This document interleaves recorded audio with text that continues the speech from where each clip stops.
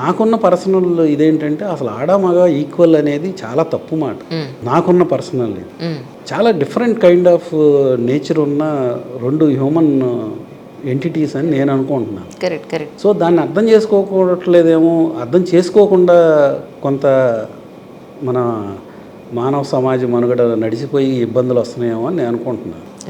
So దాన్ని సరిగ్గా అర్థం చేసుకుని ముందు ఆడవాళ్ళ రెస్పెక్ట్ని ఆడవాళ్ళు కాపాడుకోవాలి. అది చాలా చాలా ఉపయోగపడుతుంది సమాజానికి. దానివల్ల మాత్రమే మగవాళ్ళు ఆడాలని గౌరవిస్తారు. అది లేకపోతే మగవాళ్ళు అసలు గౌరవించరు ఆడాలని. ఎప్పుడైతే ఆడవాళ్ళు సెల్ఫ్ రెస్పెక్ట్గా ఉంటారో మగవాళ్ళు చాలా జాగ్రత్తగా ఉంటారు. ఇదంతా నేను పర్సనల్గా ఫీల్ అవుతున్నా. మీరు చెప్పింది కరెక్టే సార్, కరెక్టే, అబ్సల్యూట్. సో దాన్ని ఇప్పుడున్న ముఖ్యంగా తల్లులు పిల్లలకు నేర్పాలి, ఆడపిల్లలు. అది నేర్చుకుని ఆ తల్లుల ద్వారా మాత్రమే పిల్లలు నేర్చుకుంటేనే కనీసం నెక్స్ట్ జనరేషను పిల్లలు కుటుంబ వ్యవస్థ ఉంటుంది.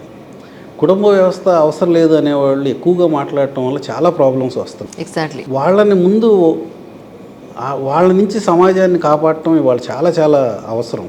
అలాంటి వాళ్ళు ఎక్కువగా వచ్చి ఏముంది పెళ్ళొద్దు, పెళ్ళం వద్దు, సహజీవనం చాలు, ఏం సాధిస్తారు అనే దాన్ని ఎక్కువ ఇంట్రెస్ట్గా వినేటట్టుగా మీడియా చేయటం, దాంట్లో మంచి చెడు చెప్తే తప్పు పట్టడం, ఇవన్నీ కొంచెం ఇబ్బందికరమైన వ్యవస్థ తయారవడానికి పనికొస్తాయి. అంటే ఇన్ఫ్లుయెన్స్ చేసే పర్సన్స్ చెప్తున్నారు. సో నేను ఈ మధ్య ఒకటి చదివాను.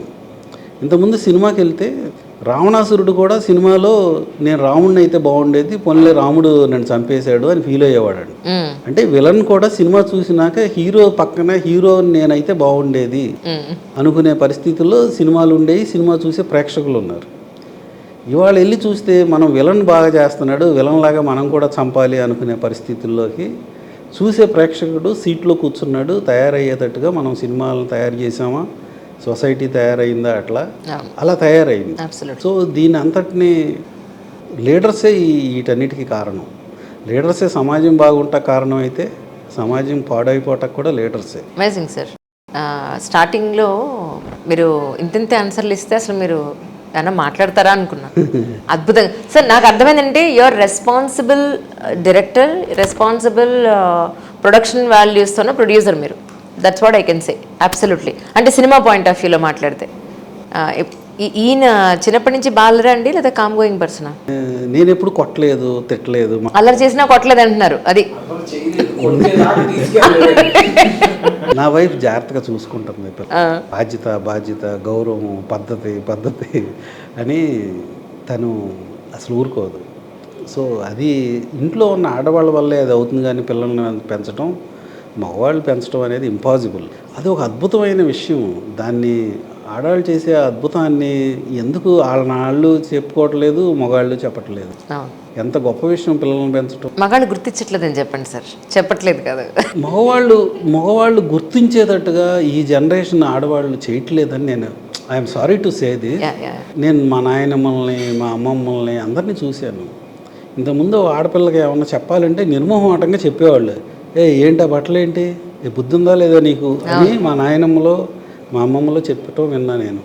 ఆడపిల్లల్ని ఏమన్నా అంటే మా నాయనమ్మ, ఏంట్రా ఆడపిల్లని ఏంటి మాట్లాడుతున్నావు, ఏం మాట్లాడుతున్నావు, నీకు అర్థమవుతుందా అని ఆడపిల్లల్ని ఏమన్నా అంటే సీరియస్గా చెప్పేవాళ్ళు. మగపిల్లలకి అసలు ఊరుకునేవాళ్ళు కాదు. ఏంటి ఆడపిల్లలతో మాట్లాడే విధానం, అంటే చాలా చాలా విషయాలు అక్కడ మా తల్లులు, మా నాయనమ్మలు, మా అమ్మమ్మలు చెప్పేసేవాళ్ళు.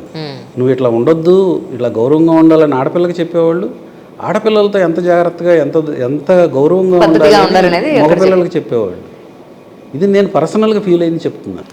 అది లేకపోవడం వల్ల కొంత ఇబ్బంది అవుతుందా ఈ జనరేషన్ పిల్లలకి. మేము పట్టుకున్నదే పట్టు అనేటట్టుగా ఎక్కువ మంది పిల్లలు ఉంటున్నారు.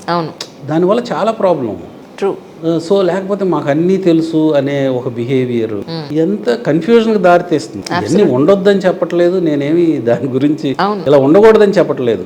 ఎక్కువ కన్ఫ్యూజన్స్ క్రియేట్ చేయడం, ఎక్కువ కన్ఫ్యూజన్స్లో బతకడం చాలా ఎక్కువ పెద్ద ప్రాబ్లం. సార్ మిమ్మల్ని ఎవరు అడగలేదు సినిమాల్లోకి రమ్మని? నేను అసలు సినిమా ఫోటోకి కూడా నేను ఫోజులు ఇవ్వలేను. అవునా? నాకు అసలు ఇష్టం ఉండదు ఫోటోలు పెట్టుకోవడం, తీసుకోవడం. జనరల్గా పిల్లలు టీనేజ్లోకి వచ్చిన తర్వాత 10th వరకు ఒక లైఫ్, ఇంటర్మీడియట్ నుంచి డిగ్రీ, ఆ తర్వాత అంతా ఒక లైఫ్, టీనేజ్ దాటిన తర్వాత మనిషి జీవితాన్ని 2 పార్ట్లుగా, అంటే ఒక 30 ఏళ్ల లోపల 2 పార్ట్లు అని అనుకుంటే, టీనేజ్ వరకు ఒక లైఫ్, టీనేజ్ తర్వాత ఒక లైఫ్ అని. కొంతమంది అంటారు పిల్లలకి డబ్బులు ఇస్తేనే చెడిపోతారు అని, కొంతమంది అంటారు వాళ్ళకి కంఫర్ట్స్ ఇస్తేనే వాళ్ళకి కారు ఇవ్వడం వల్ల చెడిపోతారు, లేదంటే డబ్బులు ఇవ్వడం వల్ల చెడిపోతారు అని అంటారు. కొంతమంది అంటారు డబ్బులు ఇవ్వకపోతే చెడిపోతారు వాళ్ళు, అవతల వాళ్ళ మీద ఫ్రీ మనీ కోసం వీళ్ళు అట్రాక్ట్ అవుతారండి. ఒక ఫాదర్గా వీళ్ళిద్దరిని మీరు ఎలా పెంచారంటే ఏం చెప్తారు సార్? నేను ముందు సరిగ్గా ట్రాన్స్పరెంట్గా ఉంటాను. నాలో ఏమీ దాగుడు మూతలు లేవు. నా లైఫ్లో వాళ్ళు చూడందో, వాళ్ళు తెలుసుకోలేందో, నేను దాచుకునేదో, నా సెల్ కూడా రహస్యాలు ఏం లేవు, ఓపెన్. నేను సరిగ్గా ఉన్నాను కదా. సో దాంతో నేను నా పిల్లలతో కలిసి పడుకుంటాను. మా రెండో అబ్బాయితో ఈ రోజు కూడా నైట్ నా దగ్గరే పడుకుంటాడు వచ్చి. అంటే అంత క్లోజ్ గా ఉండాలి అని చెప్తున్నా నేను. లేదండి, ఇప్పుడు ఇంటర్మీడియట్ పిల్లలు నాకు సపరేట్ బెడ్రూమ్ కావాలని అడుగుతున్నారు కదా. సో అది ఆ విషయం గురించే చెప్తున్నా. సో అంత ఇండివిజువాలిటీ అవసరం లేదు. ఇప్పుడు మీ ఫాదర్ దగ్గర ఒక పాప వచ్చి వాళ్ళ ఫాదర్ దగ్గర ఉండే సెక్యూరిటీ, ఆ కాన్ఫిడెన్స్ నరనరాన వస్తుంది. అది రోజు అది జరిగితే. సో రోజు కానీ నేను ఎక్కడో మందు కొట్టాలి, లేదా ఏదో వేరే కార్యక్రమం ఉంది అని నా పిల్లడికి చెప్పకుండా నేను వెళ్తున్నాను అనుకో, నేను అనుకునేది నాకన్నా ముందు తను గ్రహించగలరు కదా ఇంట్లో పిల్లలు. సో నేనే ఒక రోల్ మోడల్ అట్లా అవుతున్నప్పుడు నేను ఎట్లా చేస్తాను? సో అది లేకుండా ఉండటం ముందు కావాల్సింది పేరెంట్స్కి.